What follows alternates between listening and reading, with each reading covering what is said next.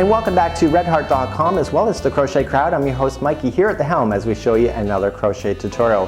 This is video number 5 of 6 and today is the last motif in order to work on and to complete your spring fling pillow just like so. So in today's tutorial we are going to be working on the very last motif that exists just like so. It is the smallest one and it is the one where the center one will sit on top of just like so. So this is the very last one. This is a relatively quicker one to work on. There's less stitch work, it's not as big, and therefore it makes a lot of sense. So without further ado, let's get started on this fabulous tutorial. Thanks to redheart.com as well as the Crochet Crowd.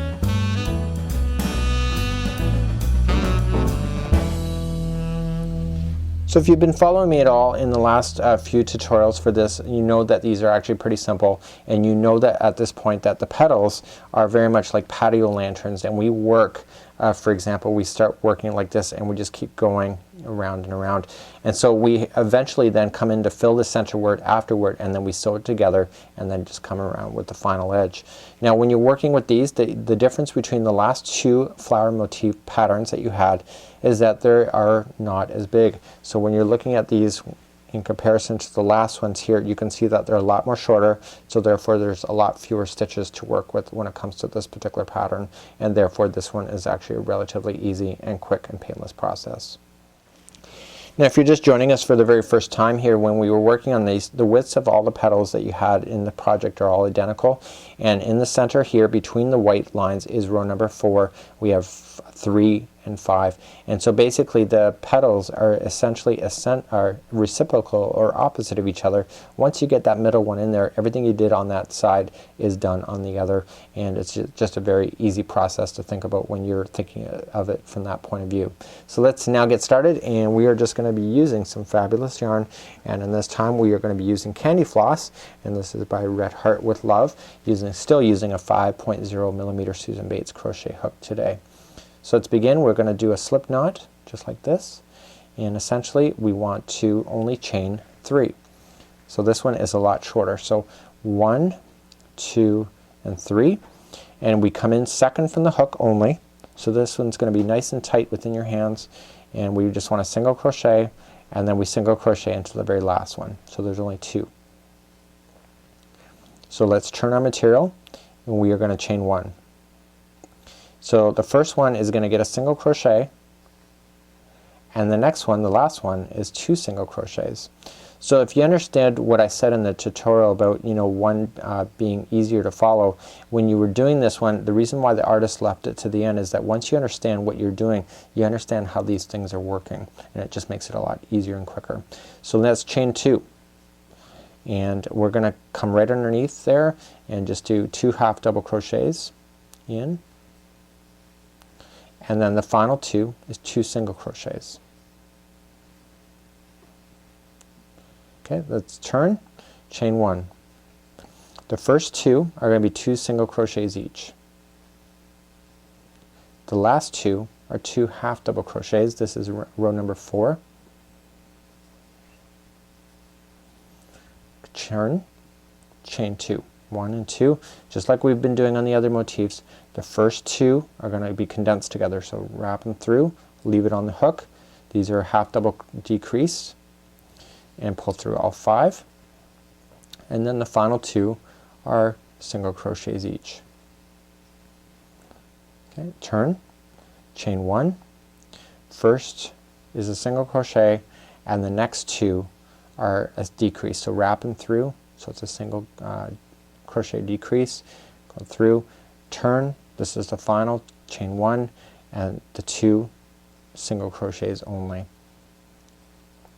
So this is petal number 1.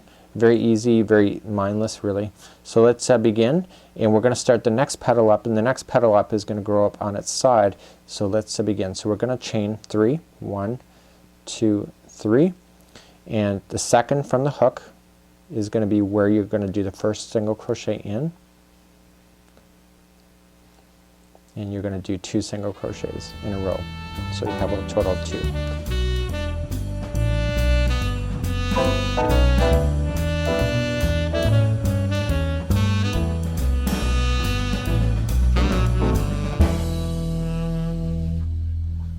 So essentially at this point you have what looks like patio lanterns. You can untwist it as you're working your way across, and if you've been following the other tutorials that we've been working on, this is identical at this point in order to get your single crochets in across.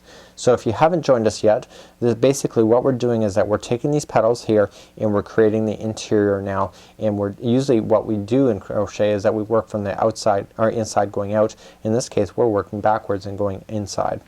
So let's begin this process, and now we have to chain up 1, and in the first petal only we only need to get 6 single crochets between here and to where the next petal starts, and you can just simply just go between the rows and that works out the single crochet. So that was 1, 2, 3, 4, and then 5 and 6.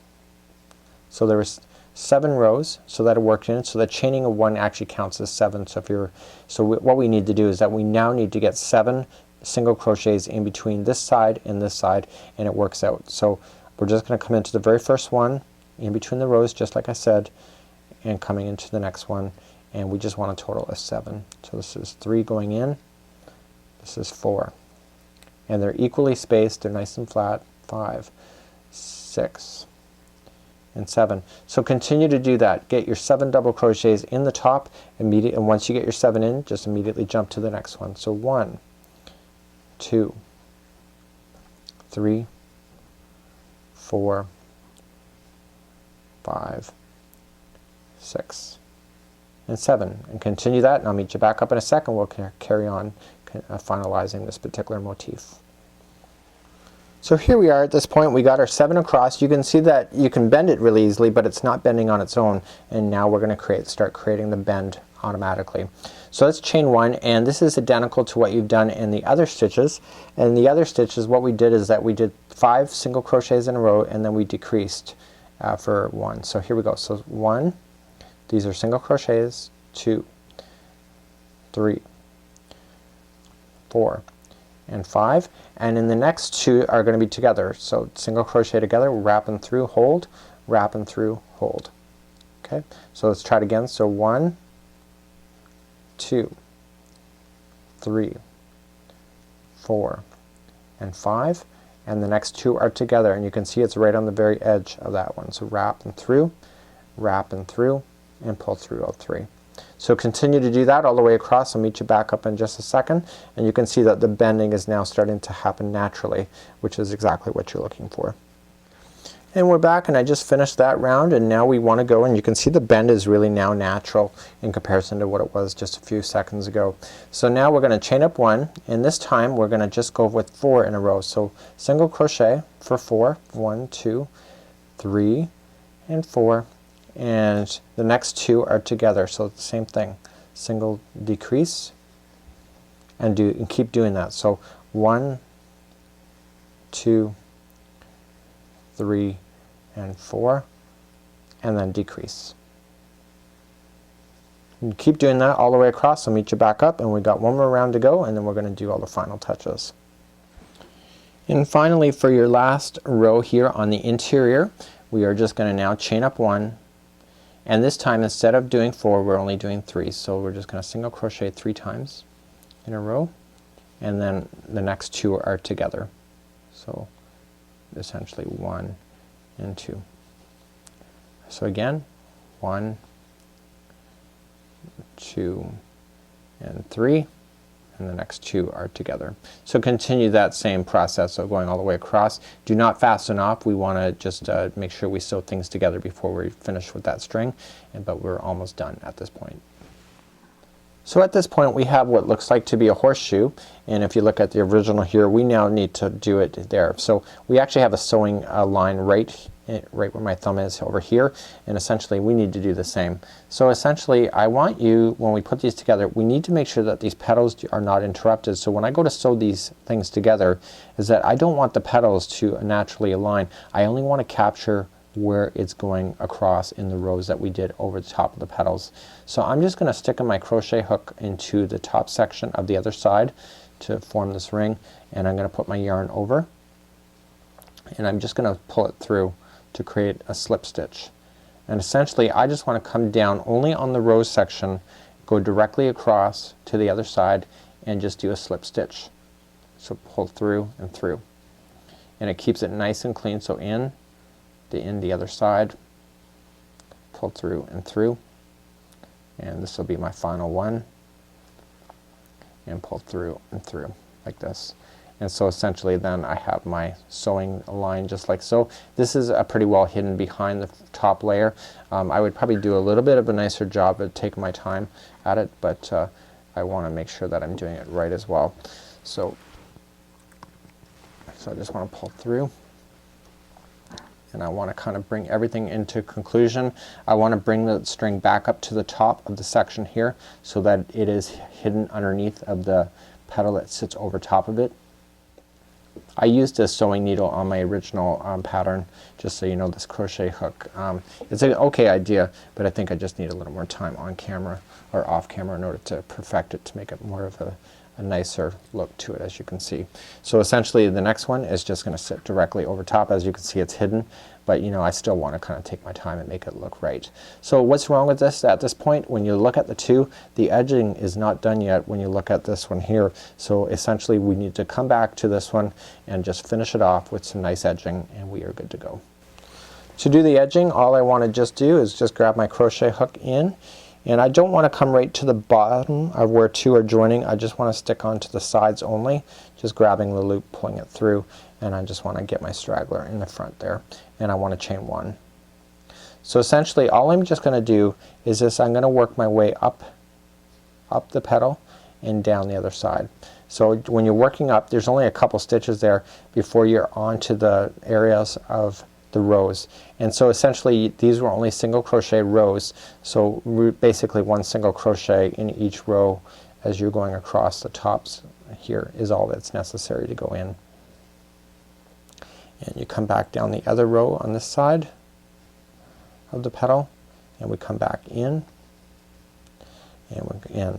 So I never want to come down right where they're joining. I immediately want to jump over to the next one over here and just keep on going around and around. So just go around once, and I'll meet you back up. We're going to fasten off and call this project done for today. Now once you're all the way back around, you simply just have to slip stitch to where you started and pull everything together just like so.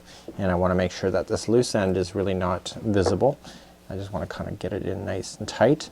And then what I want to do is, normally I would weave along the edge of the flower, but then that's visible, so I'm going to weave this in and out of the flower going toward the center underneath, and so because you won't be able to see that as well. So just make it quite simple for you, and just quick and easy. Take your time, make it happen, no big deal, and voila, you're good to go. So just safely just come and trim in your ends. You are good to go, and at this point you are ready for the final video, which is the assembly video to put all of the components together. So that concludes this round, and again I would take my time more to not get that as I did in the original, is to be nice and flat by just using a sewing needle, or just taking my time to be a little bit nicer.